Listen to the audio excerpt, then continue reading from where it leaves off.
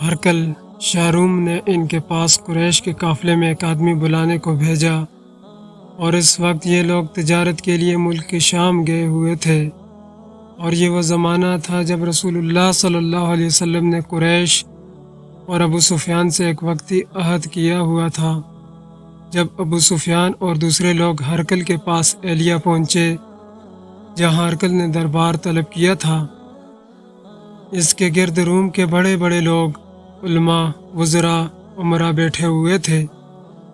ہرکل نے ان کو اور اپنے ترجمان کو بلوایا، پھر ان سے پوچھا کہ تم میں سے کون شخص مدعی رسالت کا زیادہ قریبی عزیز ہے؟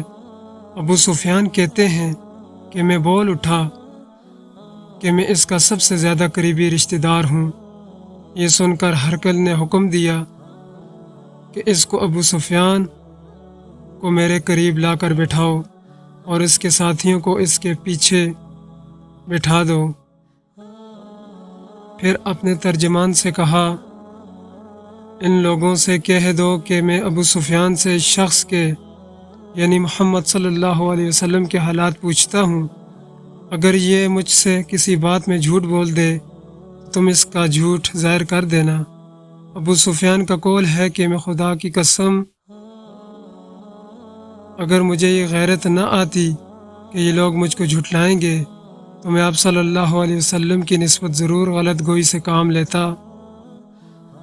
خیر، پہلی بات جو ہرکل نے مجھ سے پوچھی وہ یہ کہ اس شخص کا خاندان تم لوگوں میں کیسا ہے؟ میں نے کہا وہ تو بڑے اونچے عالی نسب والے ہیں۔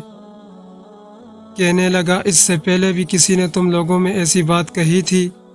میں نے کہا نہیں۔ کہنے لگا، اچھا اس کے بڑوں میں کوئی بادشاہ ہوا ہے؟ میں نے کہا نہیں۔ پھر اس نے کہا، بڑے لوگوں نے اس کی پیروی اختیار کی ہے یا کمزوروں نے؟ میں نے کہا نہیں، کمزوروں نے۔ پھر کہنے لگا، اس کے تابعدار روز بڑھتے جاتے ہیں یا کوئی ساتھی پھر بھی جاتا ہے؟ میں نے کہا نہیں۔ کہنے لگا، کیا آپ نے اس دعوے نبوت سے پہلے کبھی کسی بھی موقع پر اس نے جھوٹ بولا ہے؟ میں نے کہا نہیں۔ اور اب ہماری اس سے صلح کی ایک مقرر مدت ٹھہری ہوئی ہے، معلوم نہیں وہ اس میں کیا کرنے والا ہے۔ ابو سفیان کہتے ہیں، میں اس بات کے سوا اور کوئی جھوٹ اس گفتگو میں شامل نہ کر سکا۔ ہرکل نے کہا، کیا تمہاری اس سے کبھی لڑائی بھی ہوتی ہے؟ ہم نے کہا ہاں۔ بولا، پھر تمہاری اور اس کی جنگ کا کیا حال ہوتا ہے؟ میں نے کہا، لڑائی ڈول کی طرح ہے، کبھی وہ ہم سے میدان جنگ جیت لیتے ہیں اور کبھی ہم ان سے جیت لیتے ہیں۔ ہرکل نے پوچھا، وہ تمہیں کس بات کا حکم دیتا ہے؟ میں نے کہا، وہ کہتا ہے کہ صرف ایک اللہ ہی کی عبادت کرو، اس کا کسی کو شریک نہ بناؤ، اور اپنے باپ دادا کی باتیں چھوڑ دو، اور ہمیں نماز پڑھنے، سچ بولنے، پرہیزگاری اور صلہ رحمی کا حکم دیتا ہے۔ یہ سب سن کر پھر ہرکل نے اپنے ترجمان سے کہا کہ ابو سفیان سے کہہ دے کہ میں نے تم سے اس کا نسب پوچھا تو تم نے کہا کہ وہ ہم میں عالی نسب ہے، اور پیغمبر اپنی قوم میں عالی نسب ہی بھیجے جایا کرتے ہیں۔ میں نے تم سے پوچھا کہ دعویٰ نبوت کی یہ بات تمہارے اندر اس سے پہلے کسی اور نے بھی کہی تھی تو تم نے جواب دیا کہ نہیں۔ تب میں نے اپنے دل میں کہا کہ اگر یہ بات اس سے پہلے کسی نے کہی ہوتی تو میں سمجھتا کہ اس شخص نے بھی اس بات کی تقلید کی ہے جو پہلے کہی جا چکی ہے۔ میں نے تم سے پوچھا کہ اس کے بڑوں میں کوئی بادشاہ بھی گزرا ہے؟ تم نے کہا کہ نہیں۔ تو میں نے دل میں کہا کہ ان کے بزرگوں میں سے کوئی بادشاہ ہوا ہوگا تو کہہ دوں گا کہ وہ شخص اس بہانے اپنے آباء و اجداد کی بادشاہت اور ان کا ملک دوبارہ حاصل کرنا چاہتا ہے۔ اور میں نے تم سے پوچھا کہ اس بات کے یعنی پیغمبری کا دعویٰ کرنے سے پہلے تم نے کبھی اس کو دروغ گوئی کا الزام لگایا ہے؟ تم نے کہا کہ نہیں۔ تو میں نے سمجھ لیا کہ وہ شخص آدمیوں کے ساتھ دروغ گوئی سے بچے وہ اللہ کے بارے میں کیسے جھوٹی بات کہہ سکتا ہے؟ اور میں نے تم سے پوچھا کہ بڑے لوگ اس کے پیرو ہوتے ہیں یا کمزور آدمی؟ تم نے کہا کمزوروں نے اس کی اتباع کی ہے۔ تو دراصل یہی لوگ پیغمبروں کے متبعین ہوتے ہیں۔ اور میں نے تم سے پوچھا کہ اس کے ساتھی بڑھ رہے ہیں یا کم ہو رہے ہیں؟ تم نے کہا کہ وہ بڑھ رہے ہیں، اور ایمان کی کیفیت یہی ہوتی ہے حتیٰ کہ وہ کامل ہو جاتا ہے۔ اور میں نے تم سے پوچھا کہ آیا کوئی شخص اس کے دین سے ناخوش ہو کر مرتد بھی ہو جاتا ہے؟ تم نے کہا نہیں۔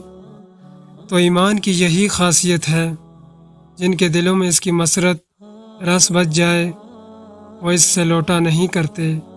اور میں نے تم سے پوچھا کہ آیا وہ کبھی عہد شکنی نہیں کرتے ہیں؟ تم نے کہا نہیں۔ پیغمبروں کا یہی حال ہوتا ہے، وہ عہد کی خلاف ورزی نہیں کرتے۔ اور میں نے تم سے کہا کہ وہ تم سے کس چیز کے لیے کہتے ہیں؟ تم نے کہا کہ وہ ہمیں حکم دیتے ہیں کہ اللہ کی عبادت کرو، اس کے ساتھ کسی کو شریک نہ ٹھہراؤ، اور تمہیں بتوں کی پرستش سے روکتے ہیں، سچ بولنے اور پرہیزگاری کا حکم دیتے ہیں۔ لہٰذا اگر یہ باتیں جو تم کہہ رہے ہو سچ ہیں تو عنقریب وہ اس جگہ کا مالک ہو جائے گا کہ جہاں میرے یہ دونوں پاؤں ہیں۔ مجھے معلوم تھا کہ وہ پیغمبر آنے والا ہے، مگر مجھے یہ معلوم نہیں تھا کہ وہ تمہارے اندر ہوگا۔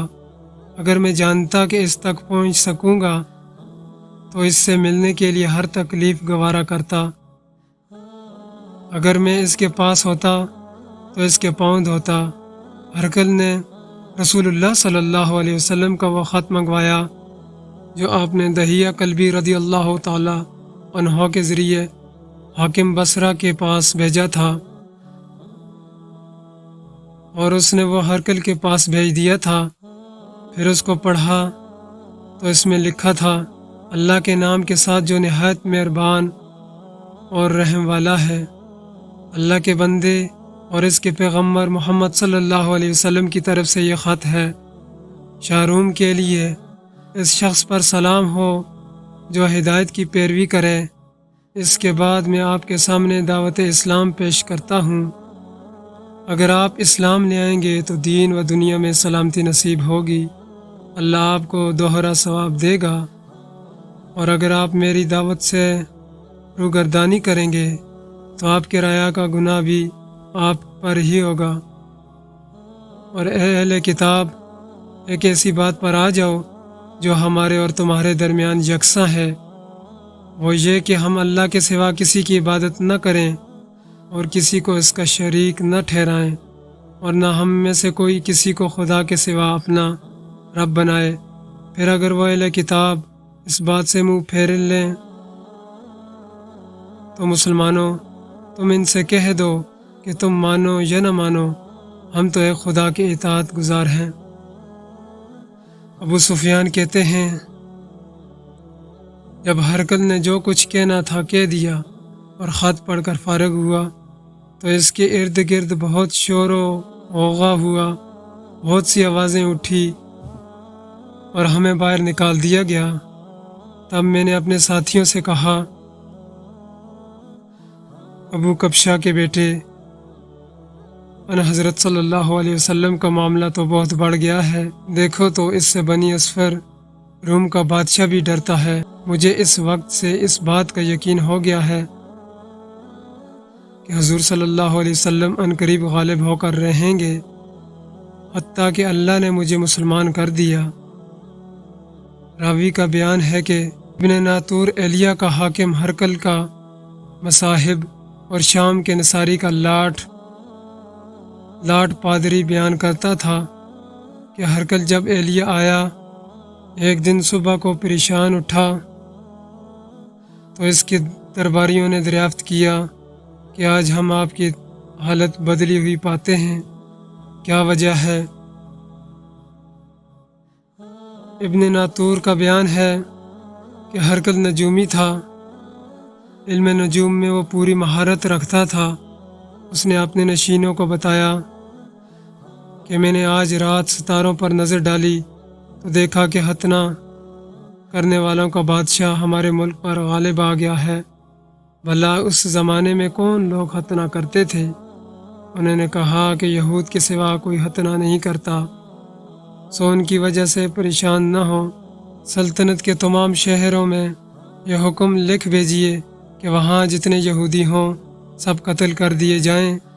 وہ لوگ انہی باتوں میں مشغول تھے کہ ہرقل کے پاس ایک آدمی لایا گیا جسے شاہ غسان نے بھیجا تھا۔ اس نے رسول اللہ صلی اللہ علیہ وسلم کے حالات بیان کیے۔ جب ہرقل نے سارے حالات سن لیے تو کہا کہ جا کر دیکھو وہ ختنہ کیے ہوئے ہے یا نہیں۔ انہوں نے اسے دیکھا تو بتلایا کہ وہ ختنہ کیا ہوا ہے۔ ہرقل نے جب اس شخص سے عرب کے بارے میں پوچھا تو اس نے بتلایا کہ وہ ختنہ کرتے ہیں۔ تب ہرقل نے کہا کہ یہی محمد صلی اللہ علیہ وسلم اس امت کے بادشاہ ہیں جو پیدا ہو چکے ہیں۔ پھر اس نے اپنے ایک دوست کو رومیہ خط لکھا، وہ بھی علم نجوم میں ہرقل کی طرح ماہر تھا۔ پھر وہاں سے ہرقل حمص چلا گیا۔ ابھی حمص سے نکلا نہیں تھا کہ اس کے دوست کا خط اس کے جواب میں آ گیا۔ اس کی رائے بھی حضور صلی اللہ علیہ وسلم کے ظہور کے بارے میں ہرقل کے موافق تھی کہ محمد صلی اللہ علیہ وسلم واقعی پیغمبر ہیں۔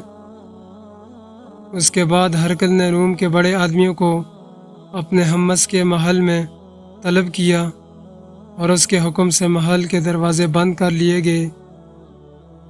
پھر وہ اپنے خاص محل سے باہر آیا اور کہا، اے روم والو، کیا ہدایت اور کامیابی میں کچھ حصہ تمہارے لیے بھی ہے؟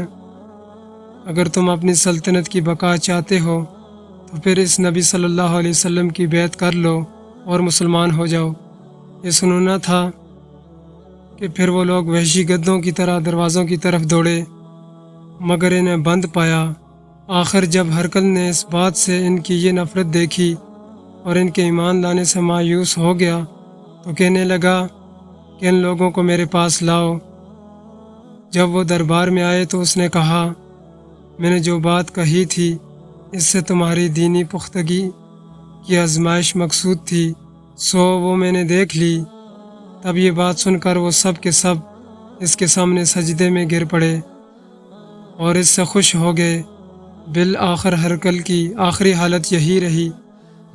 ابو عبداللہ کہتے ہیں کہ اس حدیث کو صالح بن کیسان، یونس اور معمر نے بھی زہری سے روایت کیا ہے۔